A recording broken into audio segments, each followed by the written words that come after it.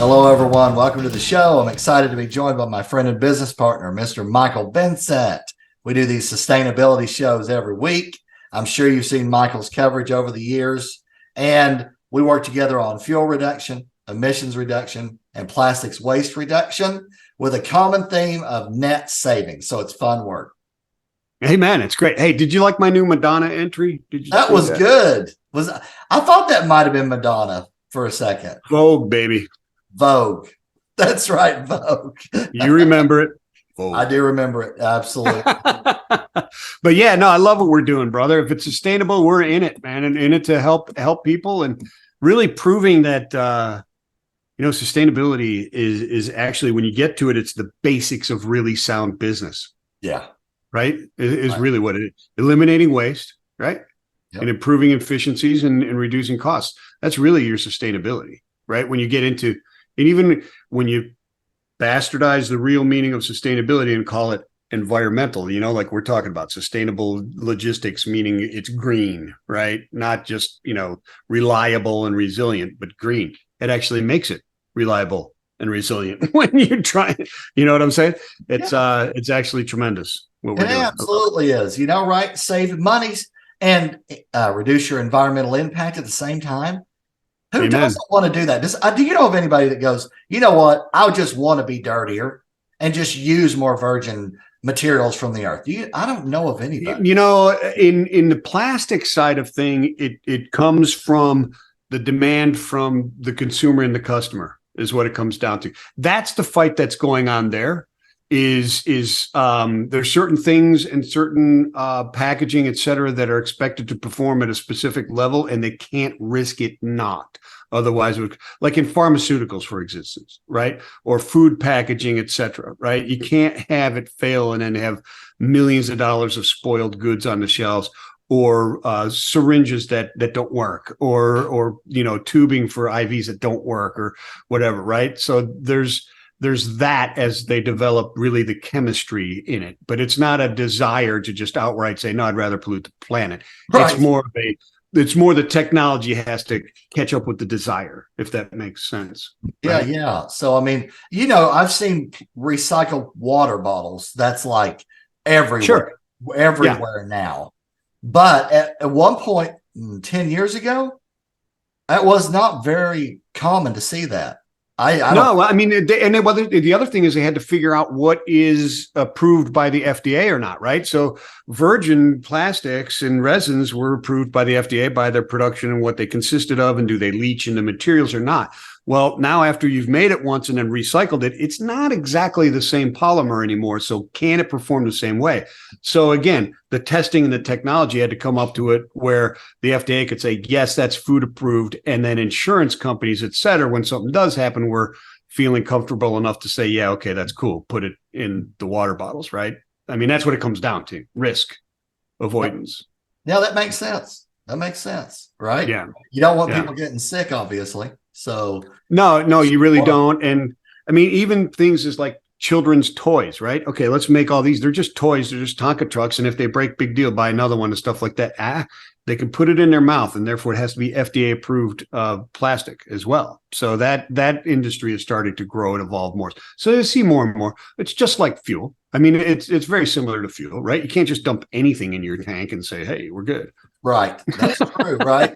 The biodiesels, they had to go through a rigorous set of testing on engines before they finally Sure. Okay, and there's a whole industry that doesn't want it to succeed either. Same thing in plastics.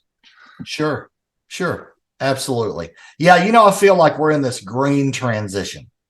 Yeah, sure we are. We're transitioning to these things, but they have to be proven.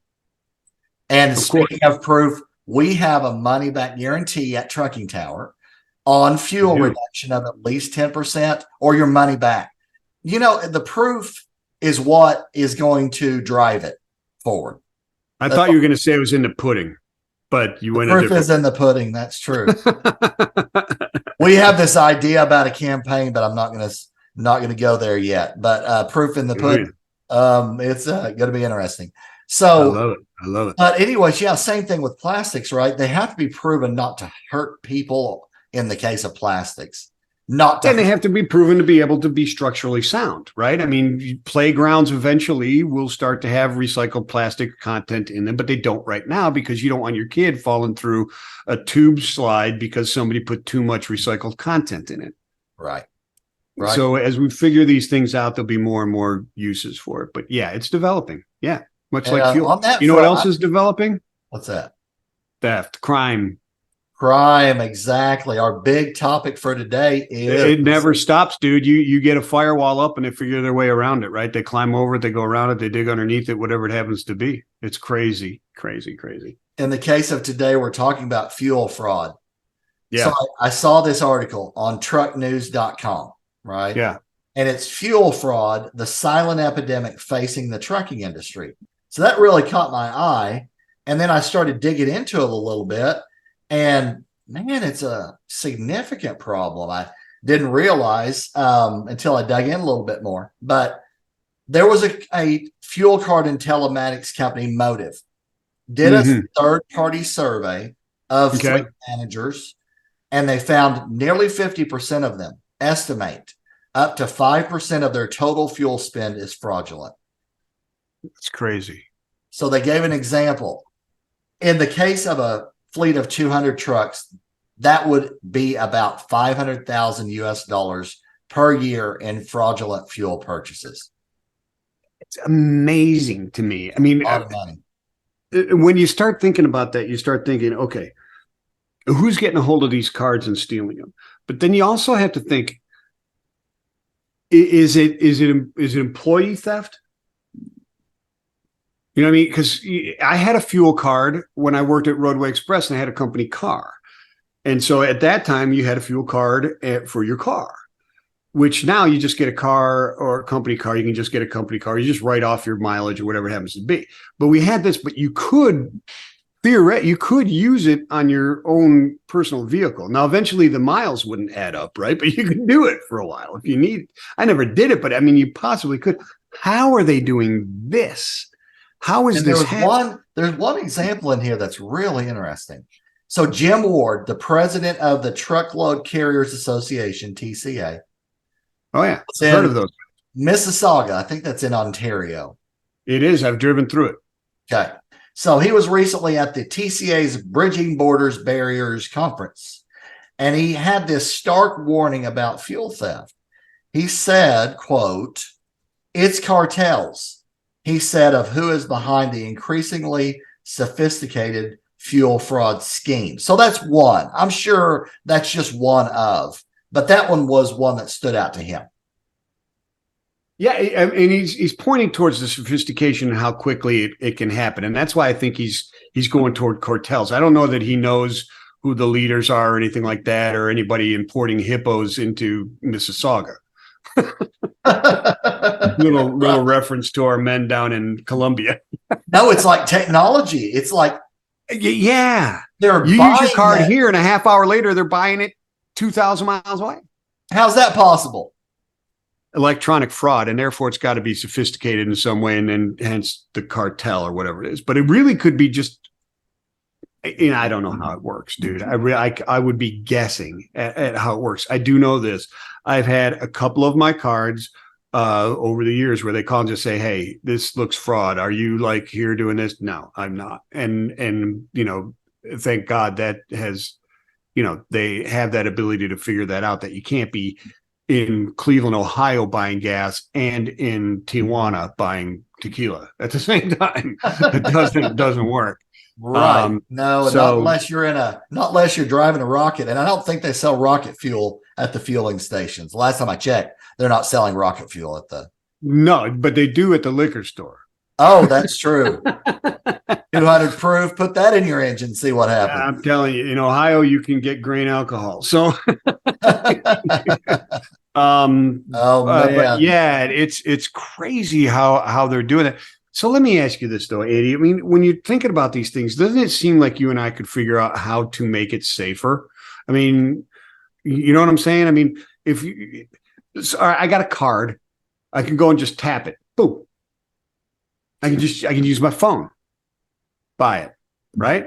I could put it in a wallet that nobody can scan it as they walk by and like bump me on the butt and scan my cards and steal all my money, right? Which is a thing. Okay, so you got all this type of stuff. Why can't the proximity of the truck trigger the card to be used? Or why can't the truck be the card? Right. Am I losing my mind here? I mean, doesn't that seem like it'd be a fairly easy thing to do with RFID tags, is just have you pull up and you hit that button on your truck and it fires that thing up, and boom, from inside the engine somewhere in an encrypted box, a transponder lights up and says, yep, he needs 50 gallons of fuel. Give it to him. Right. No, that's a good thought. Right. Or did I just give away something we could have patented? We could have sold that if you would have brought it up on air, but that's okay. Well, it's not live. We're not live. You can cut that out.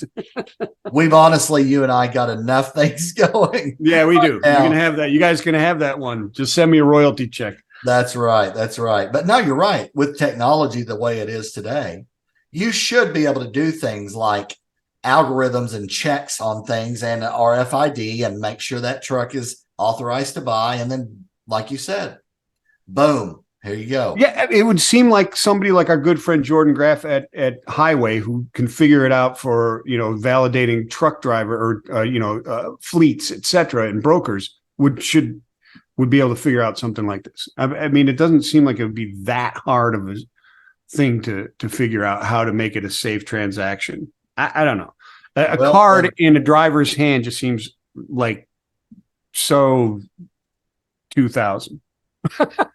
Right. And speaking of, early 2000s, Yeah. I was at Appian Logistics Software at the time. Yeah. And we came out with a system that would take your planned route and then your GPS trail and compare. And nobody had done that before. And the things that we uncovered were astonishing. Oh, I bet. Right? I bet.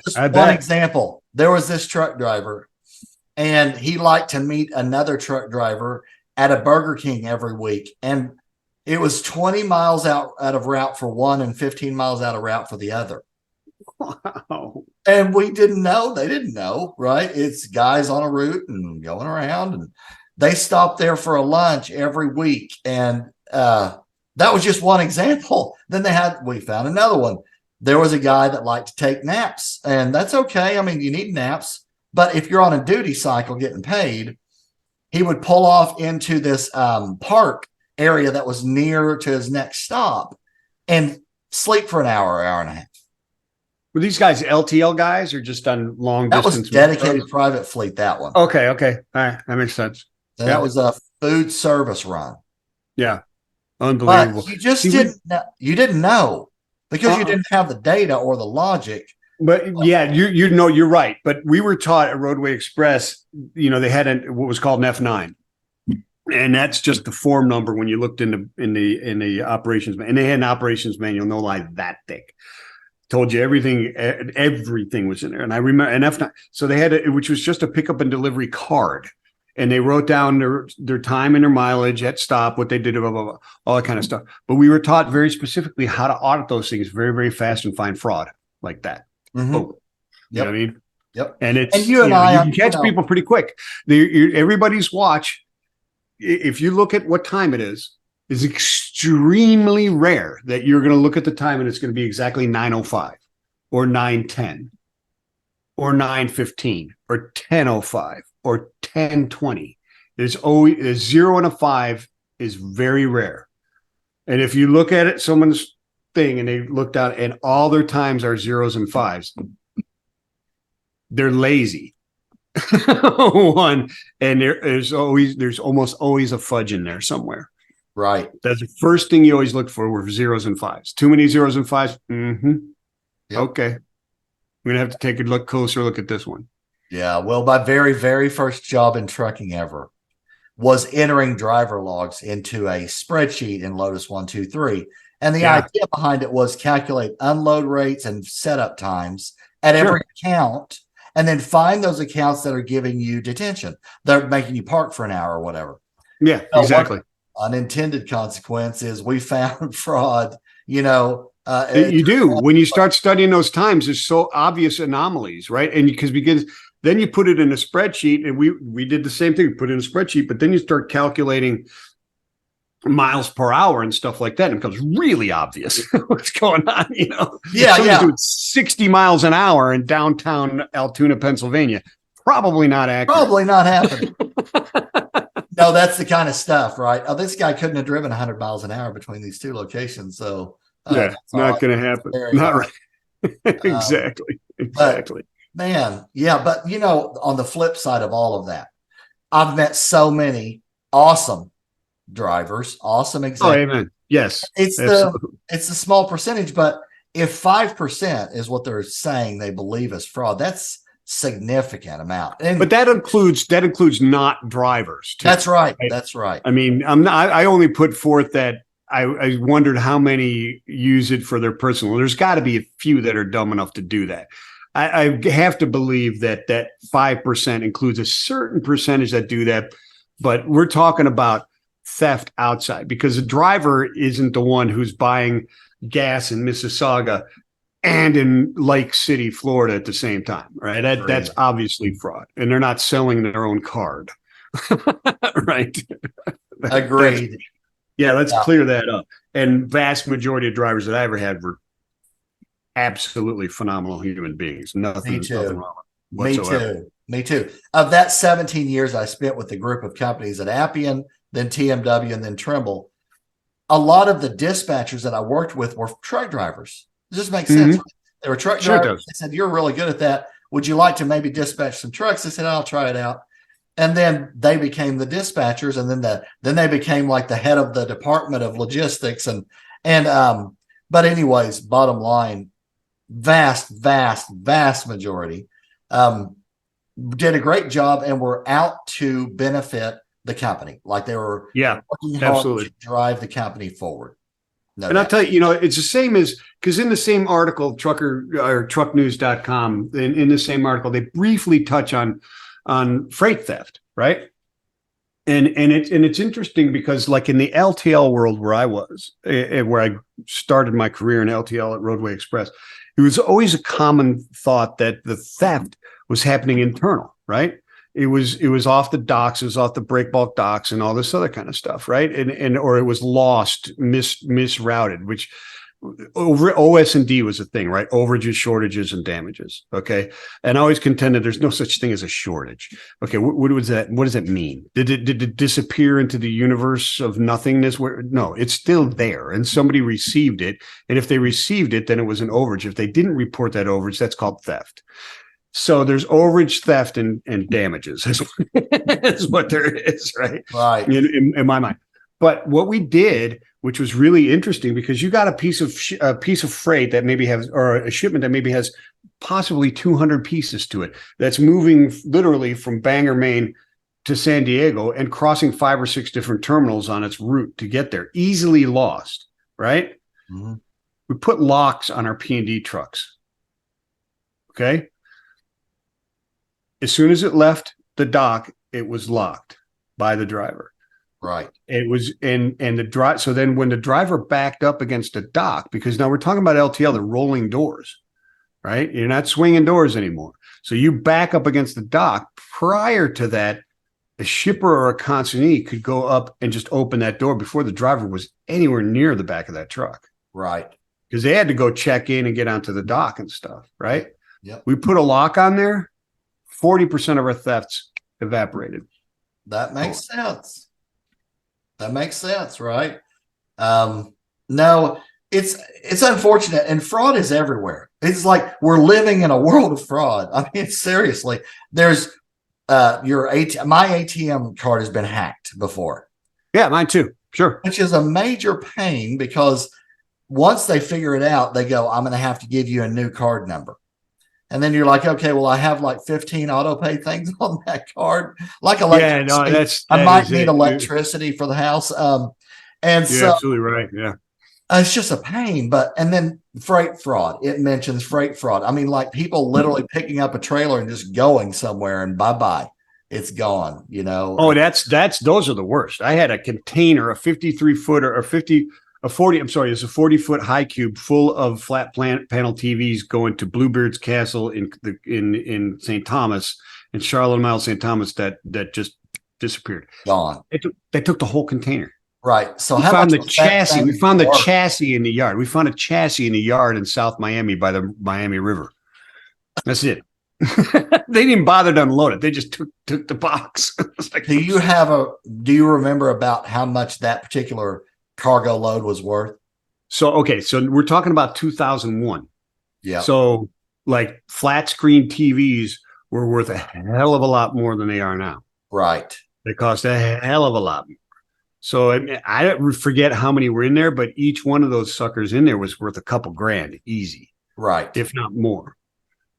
Yep. So yeah, it was a lot of money. And it was, it's, yeah, there you go. That happens down in Miami all the time, up and down that river.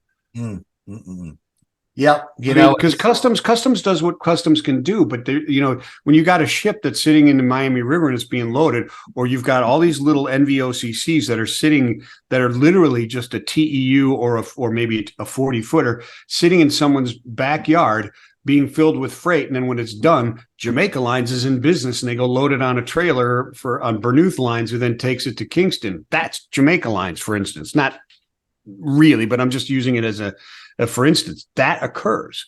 There's like Andy Hedrick shipping, Caribbean shipping. All it is once a month you rent a 20-foot ocean container, sit in your backyard, and people book passage for the next ship. You just sell LTL or LCL. And when it's full, you lock it and you call Bernuth Lines or somebody like that and say, hey, take this to Kingston. Boom. That's it. No, customs isn't looking at your stuff. Very rarely that they're going to. It's interesting you talk about TVs because I did a project many, many years ago. This is 1997. And it was helping a electronics manufacturer streamline some kitting lines and manufacture warranty repairs and so forth. As a part of that, I was looking into freight, right? Look at the freight. What's going on with freight? And we found 40 full trailers with TVs that were unaccounted for. Wow. And weirdest thing, man, I was at a hotel in Texas and a guy comes up to me and he was the VP of security, never met the man. He said, Andy, thank you for what you found. Leave it alone now because you don't want to be poking around in that anymore. We got it. We got it. You uncovered something.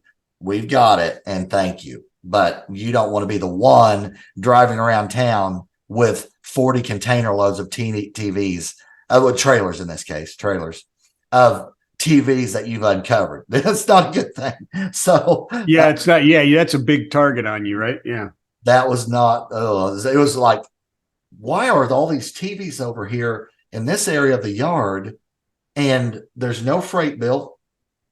Nobody knows where they came from. There's no tracking of the inventory. It was just all black market, off the books stuff. And boy, that was an eye opener. Goodness. Yeah. Some question. Yeah. Sometimes you go. Sometimes ignorance is bliss. Here you go, and I will see you later. Yeah, I'm out of here. Yeah, ignorance is bliss every once in a while. That's right. Absolutely. Well, so unfortunately, we live in a world where there is a significant amount of fraud. We've lived through it, both of us. Sure.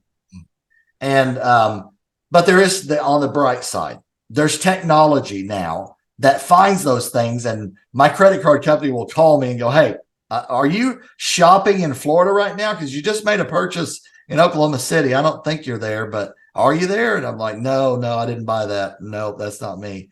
Okay, well, we shut that down. So that's good. That's it. It is. But yeah, I don't know how you watch out for this. I don't know how you get it. But it's like I said, it's running. I mean, it's a desperation of the times, I think. Does it seem to go? Is it worse now than it does get worse? But is it worse at some times and not others? Or it's just that we pay attention to it more at certain times? Right. You know what I mean? Because catalytic converter theft was huge when I was a kid, when they first came out, right? And people understood that they were worth money. It was huge. And then I never heard of it again until like 3 years ago. Yeah. It's like people are still stealing catalytic converters for real? No, and stealing copper off of air conditioning units, right? Yeah. And now when I drive around town, you'll see these cages around the air conditioners, right? Yeah. They're not going to allow somebody to rip off all the copper from their air conditioning units. In the summer of Oklahoma, when it gets to be 100, you don't want to get to the office and it be 115 degrees inside. So that's true. You can lock up the air conditioning unit. But this is an interesting thing. This is an interesting study with some inputs from some, technology companies as well as leadership in trucking. So something we'll keep an eye on, I'm sure. That'll do it for this show this week. It's always fun, Michael. Thanks again for your insights and inputs. You're more than welcome, Andy. I like how we get way off topic sometimes. We always tie it back together somehow. Yeah, well, you just keep, it's like, Arlo Guthrie taught me that it always comes around. You know what I'm saying? The song Allison's Restaurant, just wait for it. It'll come around. It'll come back around. You'll see what we're doing here. We'll see. We'll get there. We'll be able to tie it in. Just keep talking. We'll tie it in eventually. Oh, man. Well, thanks again, Michael. That'll do it for this week. Thanks for listening or watching, everybody. And we will see you again the next time. Right on. Peace and love.